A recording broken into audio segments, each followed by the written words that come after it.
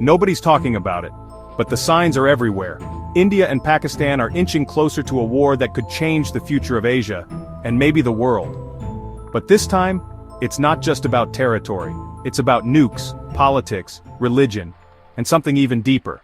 For decades, India and Pakistan have lived in the shadow of war, two nuclear powers separated by a bitter past and a border soaked in blood.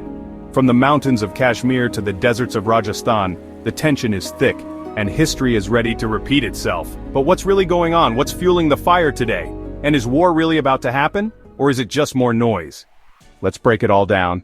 Right now, there's a dangerous mix of nationalism, economic stress, cross-border attacks, and political posturing building up between India and Pakistan.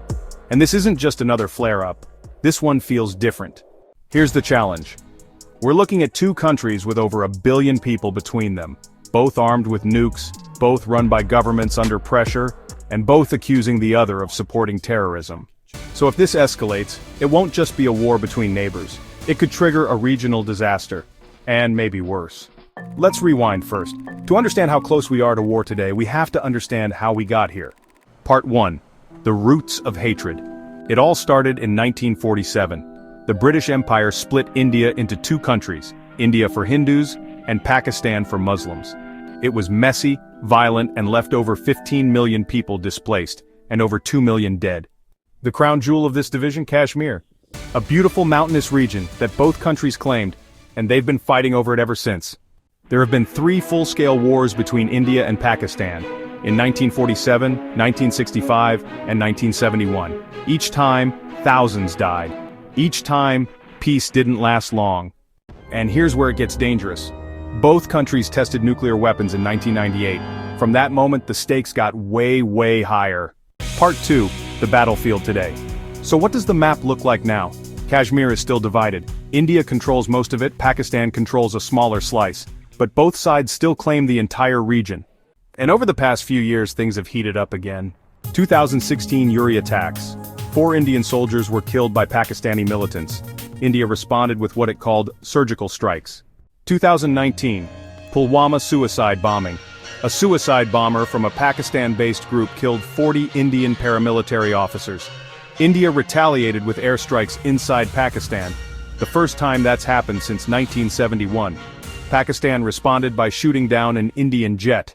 That was just a few years ago, and even now border skirmishes continue. Snipers, shelling, drone strikes. Part 3, nuclear shadow. Here's the scariest part. This is one of the only places on Earth where 2 nuclear-armed enemies stare each other down. Every single day. Both India and Pakistan have dozens of nuclear warheads, and both follow a different strategy.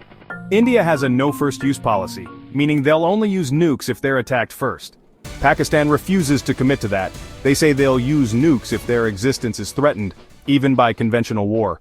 This has led to something called the Cold Start Doctrine on the Indian side, a plan to strike quickly and decisively in response to a terrorist attack, without giving Pakistan enough time to go nuclear. But that's risky. If a war starts, who decides when things have gone too far? Part 4, political pressure cooker. Let's zoom in on politics, because this is where things get even messier. In India, Prime Minister Narendra Modi is one of the most powerful leaders in India's history.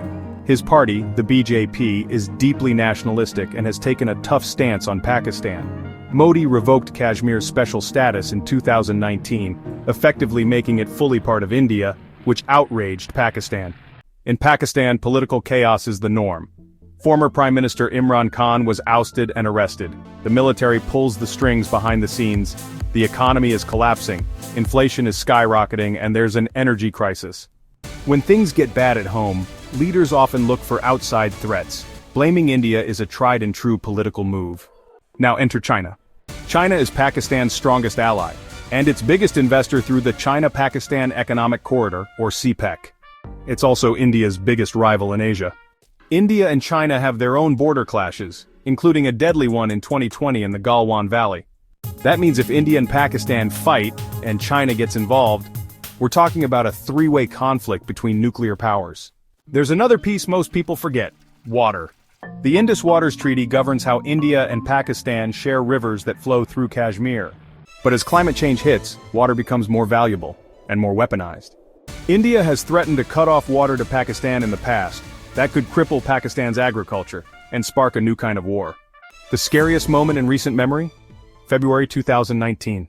After the Pulwama attack, both sides went to the edge. India bombed deep inside Pakistan. Pakistan shot down a jet.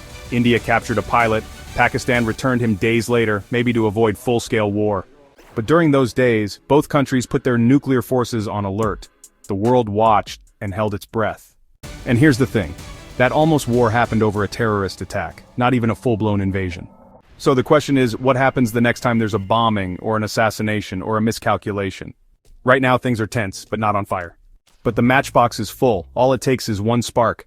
A suicide bomber, a drone strike gone wrong, a nationalist leader trying to distract from a scandal, an election where the military needs to flex its muscles. India and Pakistan have danced at the edge of war many times, but with nukes in the mix, this isn't a dance anymore, it's a tightrope, and the wind is picking up. If you enjoy our journey, please like and subscribe to our channel.